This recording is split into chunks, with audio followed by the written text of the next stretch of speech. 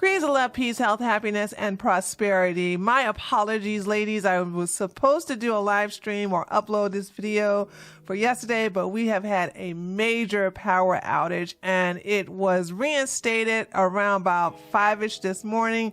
Got a text. I couldn't even have my roundtable show because of the fact that the internet, we had a major outage down here where I am, but it's back on, so I can't do a live stream, so I'm just going to do a video, and I'll see you all this Sunday for the live stream. So this is for those of you who went on a 3-day juice fast. So today is the day you're going to break it. Now, this is when I say I apologize. I was supposed to have this video up yesterday, but the outage, the internet outage was not my fault and beyond my control. So let's go ahead and get to it because I know you're ready to start getting some food in your little tummy. Those of you who are still going, keep on going. You can do it. If you're doing a 7-day, come on, you're almost there.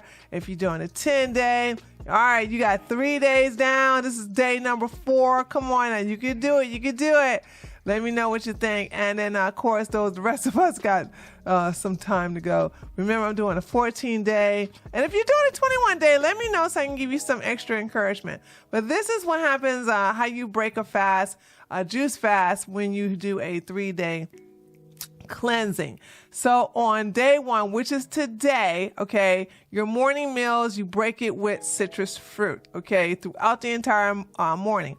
So it can be grapefruit, which is my favorite. If you want to know the first fruit that I break my fast, regardless if I do a 7-day, 10-day, 14-day, or even a 21-day, I always break it with grapefruit, okay? But you can break it with kiwi, you can break it with oranges, whatever it is, it's the citrus. It has to be a citrus type of fruit, all right? And you can eat as much as you want, as often as you want, you know what I'm saying? So you're chewing, make sure you chew thoroughly and slowly. Don't start gulping your fruit down. If you want to be patient and cut it up in little small pieces so that you can thoroughly enjoy it, do that. But if you are taking bites out of your fruit, my mouth is salivating. I'm so sorry talking about citrus. But if you're if you are biting it, make sure you chew your food thoroughly. That's all I gotta say, all right? Now, but anyway, throughout the morning, if you want it all in the morning, just eat as much as you want when it comes to fruit. Now, some people, I've gotten a couple of messages where some of you are saying that you're not hungry in the morning. What do you do then? And I'm going to answer that now. If you're not hungry, after you have finished your 3-day fast, then don't eat, but if you do the citrus fruit, I'm still salivating. I'm sorry. It should go away eventually because I love citrus fruits. The thing about it is that if you are hungry around about 2 o'clock, like lunchtime, the first food you introduce into your mouth is fruit, but preferably citrus fruit. So I would say that if you're not hungry in the morning, then just whenever you're ready to eat, make sure the first food that goes into your mouth is citrus fruit. Now, if you don't have citrus fruits, then that's fine, but just make sure it is fruit, not vegetables, not soup, just fruit, okay? So you want to basically give the body, because the fruit has its own digestive enzymes, okay? This is how you're supposed to eat fruit. You're supposed to eat fruit on an empty stomach, okay, by itself, not with other foods. So especially if it's raw. Now, if it's cooked, it's different, but we're not cooking fruit.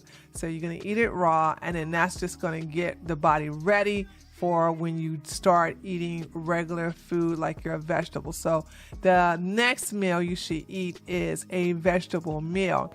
I prefer to be raw, but those of you who are still in cold climates, if you want to warm it up lightly steam it, lightly saute it, Your vegetables are supposed to be crunchy. It's not supposed to be soggy, because if it is soggy and if it is soft, then you have killed all of the enzymes and you killed all of the nutrients in it. So you want to make sure you lightly steam it, lightly saute it, and then you can add a lot of seasoning to it. No salad dressing or condiments when you are making your vegetable meal. There's lots of vegetable meal. There's no excuse for anybody not to know how to make a vegetable meal. There's a variety of vegan meals. There are a variety of vegetarian meals. You know what I'm saying? So you can do the raw version, which is what I normally do. Or you could just do something that's lightly steamed and lightly sauteed. Just add your favorite seasons like turmeric, cayenne. You can add some coconut soy sauce. Not coconut soy sauce. Coconut sauce. Well, yeah, is it the Bragg's? I forget what it is. It's coconut something sauce. And you just whatever seasoning you have, paprika, sea salt, you know, things that are the spices, the basil, you know, that's just going to make it taste really good. So you don't want to have the condiments and the salad dressing. Okay.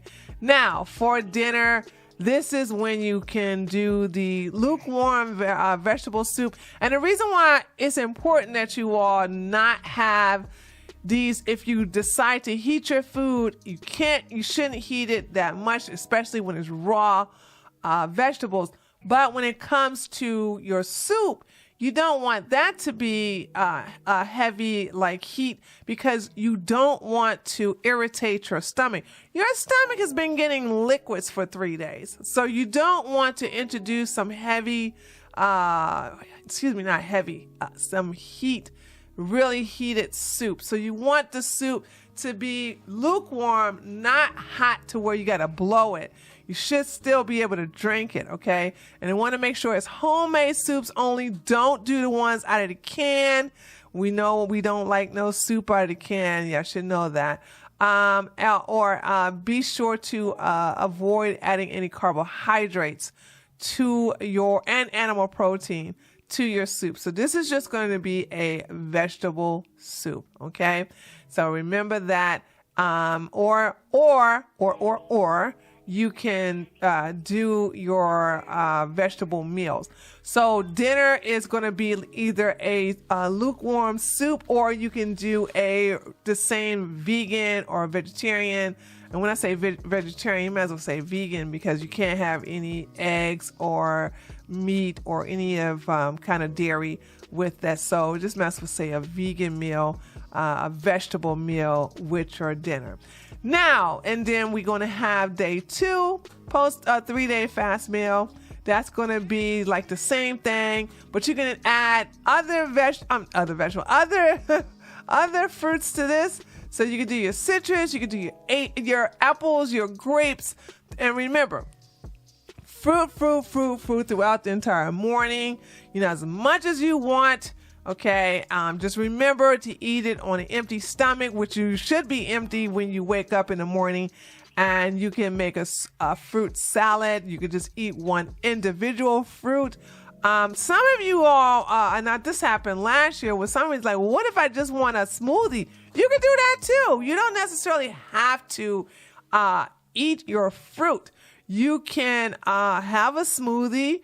Because you already broke your fast where you introduce food into your stomach on day 1. On day 2 is when you actually can, still switch it up, whether you want to do a smoothie or you want to do a juice in the morning. But in the lunchtime, I want you to eat, okay? Eat food. So on your lunch, you can do your raw vegetables, make sure, or you want to do it sauteed or lightly steamed. You can add some complex carbohydrates like couscous, quinoa. Why is it quinoa? Couscous, quinoa, brown rice, mullet, things like that. You can have a little bit of that with it if you want to. So you can have that bed of quinoa.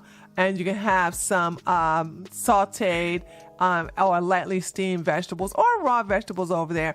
And once again, be very generous with the type of seasoning you place on or you cook with your lightly steamed and lightly sauteed vegetables. Same thing with dinner. You can do your homemade soup. Now you can add, this is when you can add some lentils to it if you want to. You don't have to. If you want to, you can. So you're going to have some homemade soup with vegetables. Got to make sure you get your vegetables in there. If you want to add some lentils in there, you can. And if you want to add a little bit of complex carbohydrate, that's optional. You can do that too. Now remember, still don't want to add the protein to it. So if you eat poultry, if you eat fish, do not introduce that on day 2, okay? And once again, make sure you chew your food well. And last but not least, we got day 3. And once again, in the morning, fruit as much as you want in the morning. If you're not hungry in the morning, then, do it for lunch. And then 2 hours later, you can start eating your regular meal. Now, lunch can, eat your normal meal, but let me be clear on what your normal meal is going to be. Your normal meal should be something reasonable. So if you were eating red meat, you should, and I'm saying should, because you all know how I feel about red meat, you should basically aim for getting a meal that does not, or aim for a lifestyle that doesn't include red meat, okay? Maybe on special occasions, if you're on family reunion, or if you're at some picnic on July the 4th, once a year, no more than twice a year, sure. Just make sure you detox that out of your body the next day. But, I really would like you all, those of you who are eating red meat, to just get that out of your system, get that out of your diet, and that should be one of your goals of doing that. So just don't go overboard on the protein, and just slowly introduce. Now, one of the things I would suggest is that if you are someone who is eating meat, then for your lunch, introduce the protein, and then for your dinner, do your soups or your sauteed vegetables or lightly steamed vegetables over your complex carbohydrate. But it may be on the 3rd day, you should have a protein for your lunch. And the reason why I say lunch is because, if you're doing a regular schedule and you're sleeping during the nighttime, then lunch is going to be where your metabolism is at its highest. So that's a more optimum time to eat your protein. And then on the 4th day, do your thing. I would caution to cut down on the sweets. Don't be so quick to get that into your diet, your eating regimen, sorry. But, pace yourself and then learn to eat to a more healthier, clean lifestyle. You can have your sweets, but do it once a week. Once a week. That's what I do. I do it once a week. You know what I'm saying? One meal once a week. I live my life. Other than that, I keep it moving. So there's that. Okay. So this will apply for 3 days. I will be back with the, let me see. When is the 10th day will be next week. So we'll do a check-in on Sunday, live streams. Hopefully I should not have any problems with my internet, with the whole entire area being out. But nevertheless, I'll see you all,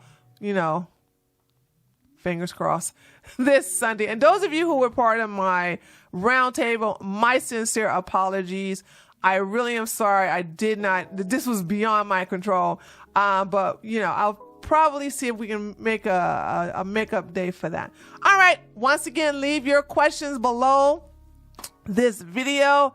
And make sure you give me a like. And if you have any questions, just go ahead and ask in the comment section, and I'll get right to it. Okay. All right. Have a good one. And those of you who are still fasting, keep up the good work. Okay. Peace and blessings.